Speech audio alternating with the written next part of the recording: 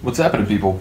Back with another reaction, back with some more hardcore, back with some more Roughneck. I talked a lot about Roughneck and the label and, you know, the different aliases that PVK used over the years, so I'll be briefer here, and I'll just say that we're going to now listen to the record that was the first one after it came back in its most recent incarnation, and with the old school sort of Artcore sound. I did always love the artwork and the sort of like style of the sleeves and so on of the Roughneck releases. I must point that out. I have mentioned, you know, when I did both of the old school Nosferatu release and the old school Depredator release, I did mention in both of those that the artwork was just crazy good, and you know, sort of continued into the modern era. I don't think I showed the other one as much, so just to go back to that, I do love that, you know, like the heat is so intense, it's like, you know, the heat waves are distorting the sight. I do also appreciate the way that the sleeves have like all the appropriate information, not only the tracks and who's making them and so on, but the entire catalog of Roughneck up to that point. Yeah, it's cool. Like, sleeves can be very artistic, but also be very helpful with providing a lot of information. So yeah, shout out to Roughneck for doing both of those things. Anyway, we're going to listen to a tune that he did as Undercover Anarchist, another one of his aliases. This tune's called The Craziest, and I really love this track. All three tracks on this are fantastic. It really is a three-tracker, but I think this just might be my favorite. And again, it just really captures that old school sort of Roughneck sound. I love it. So here we go. This is The Craziest by PVK under his Undercover Anarchist alias.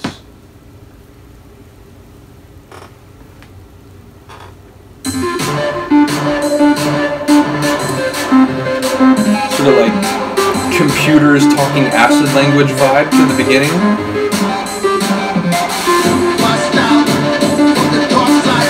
And I mentioned hip-hop samples, reggae samples. Both of those things in hardcore for me are fantastic. So Roughneck tune with kind of a hip-hop vibe. Let's go.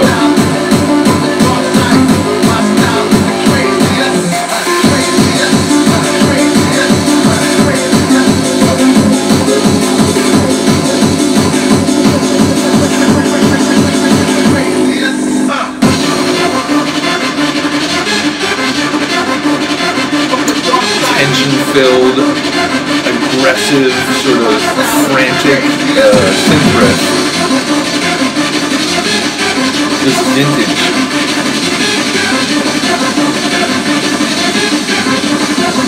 Yeah, from the dark side.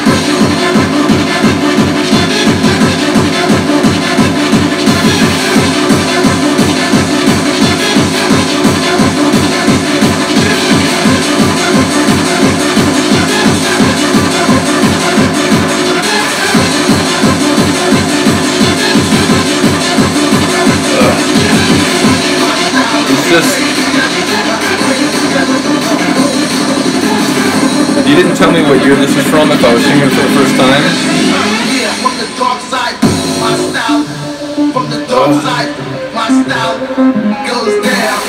Atmospheric too, like the computer language layer really gives it some atmosphere.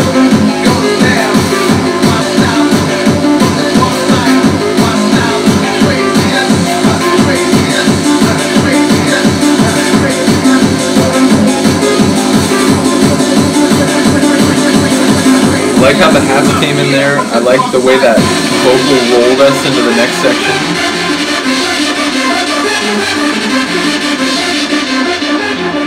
Yeah, my style from the dark side.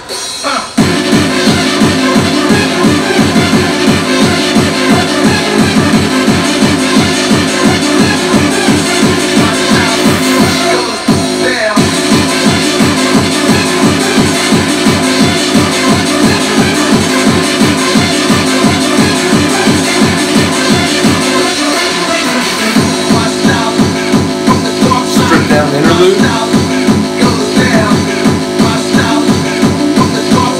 Computer's still communicating through transformer waves.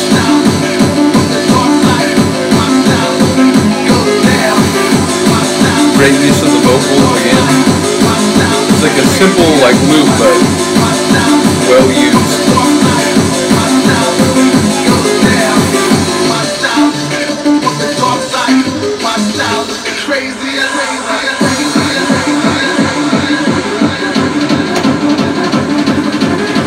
Like that rattly sort of build.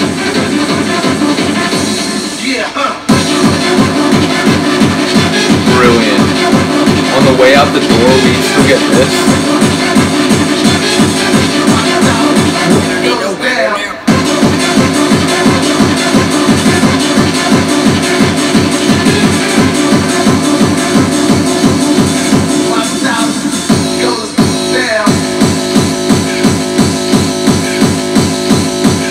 Obviously, you'd be mixing out if you were indeed not using this as the last tune in your set.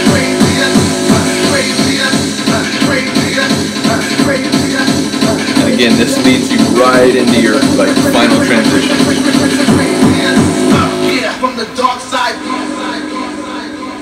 You can let that fade over what presumably is a breakdown in the incoming tune, or at least like a quick, you know, kick drum less section.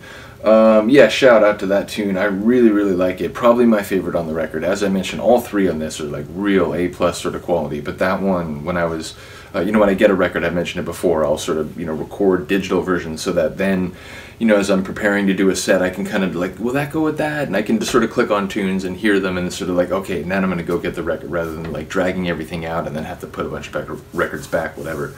But yeah, when I was recording the tracks on this record after getting it, that was the one where I was like rocking out the most while recording it. So at least currently, that's the one that's setting my brain on fire to the greatest degree. Still though, let me know if you have a different opinion, not only about this record, but I did mention on the other one, the Napalm Burn record, that to me, Mirrors was by far the standout track.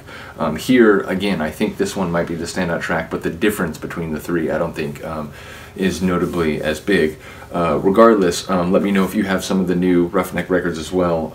As I said, I don't have, you know, most of them, but I do have at least a few of them, and some of the old ones. So yeah, let me know if you're a big fan of the label, you've been buying for a long time, or again, whether you've at least got some of the ones since they come back.